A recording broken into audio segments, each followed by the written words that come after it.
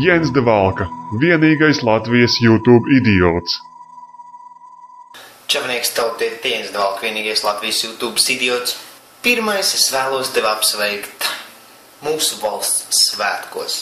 Un manā sirdī šodien ir karogam apsieta sēru lente. Jo lai vai kā mums gribētos ticēt, ka mēs esam neatkarīga valsts, patiesība ir briesmīgāka.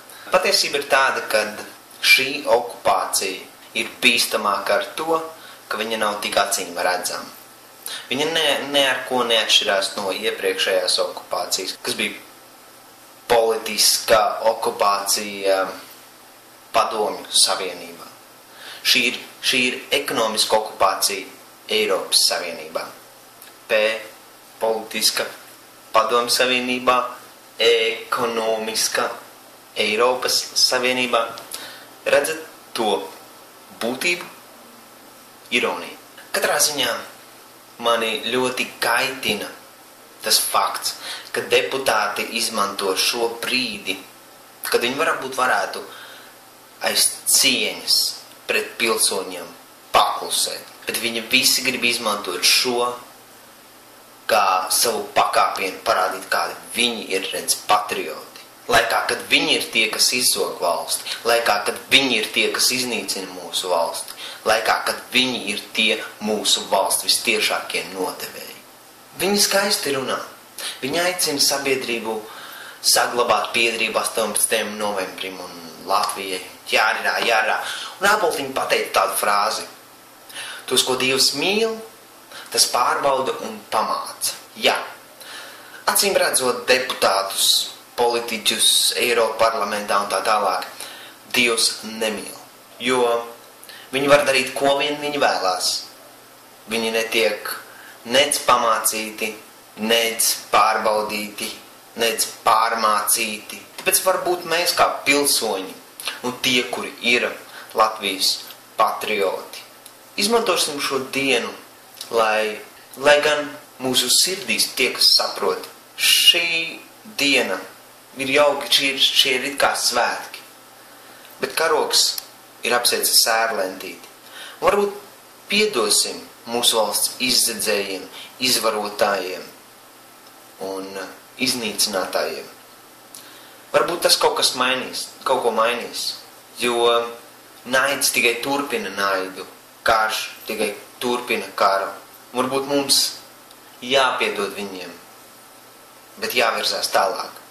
Āboltiņa runāja, kad krīze bija nekompetences dēļ un izgājām no tās pateicoties jaukai politikai un sabiedrības solidāram atbalstam. Un te es piebildīšu, ir teiciens, kad ja melus pietiekoši daudz reizes atkārto, viņiem var likt noticēt. Tad vēl viena ironija. Ušakovs, kurš savulaik, es atgādināšu,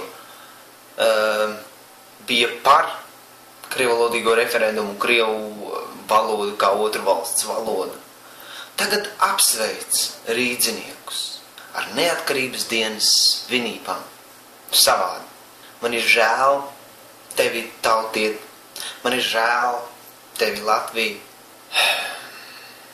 Un es esmu izmisis. Man šodien nav svētku noskaņas, manī sēras. Šī ir sēra diena priekš maniem. Bet tas ir mudinājums, tas ir dzinulis. Kāpēc es runāju par lietām, par kurām es runāju, kāpēc es blogoju par lietām, kurām es blogoju. Es ceru, ka cilvēki sapratīs. Es ceru, ka vairāk un vairāk cilvēki nosauks lietas, kuras notiek par to, kas viņas tiešām ir. Un tāpēc nezaudēsim optimismu un cerēsim, ka šis nākošais virtuālās neatkarības gads nometīs važas no Latvijas un padarīs to brīvu. Bet, lai mēs to izdarītu, mums jāiemācās pateikt nē. Nē savās darbībās, nē savos vārdos. Un tas prasīs kā mentālu, tā fizisku noslogotību. Mums ir jāpasaka nē netaisnībai, nē stulbiem likumiem, nē nodokļu paaugstināšanām, nē jauniem Eiropas Savienības likumiem, kas apspiež mūsu pašu intereses. Mums jāpasaka nē Eiropas Savienībai, mums jāpasaka nē NATO. Mēs ar saviem baltu kaimiņiem, Lietuvu un Igauniju un otru pusi Baltijas jūrai, spējam sadarboties ar savstarpējiem līgumiem.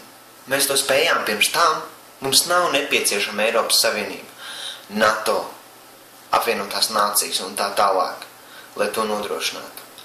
Tā kā paskatīsimies to tā, ja putns visu laiku dzīvojas būrī un barots, pat ja viņš izlidos ārā, ir divi varianti. Vai nu viņš nomirs, jo viņš nebūs iemācījies un pieredzis pats pārtikt, ja viņš atgriezīsies uz to būri, jo tur viņš tika barots. Brīvs putns mācēs pastāvēt pa sevi. Un te man ir jautājums tev. Vai tu esi papagailis vai augstu lidojošs ērglis? Čau tautiem! Manai zemē sāp, tā visa drāzā, kas ir apkārt. Grūti savaldīties un rokās sevi savākt, grūti atvilkt telpu, atmest lieko pie malas, grūti lūrēt seriāls un sapņu salas. Skaties kā streips ar skatu no malas uz dzīvi, cik gan sūdz es te saskat, kur nekā nav pozitīvu. Deputāti zog, patrioti dzen uz krieviem, finālā tāpat vīzes gaida nelaimīgo piegadīgās māmiņas. Pusel sīkie, osta gāz, katrs trešais sīts, nesaka, bet tā jau nāc pusel zīdeņi, miskstēs un alkānu uz ielām paskaties Latvijas skaistākajām vietām.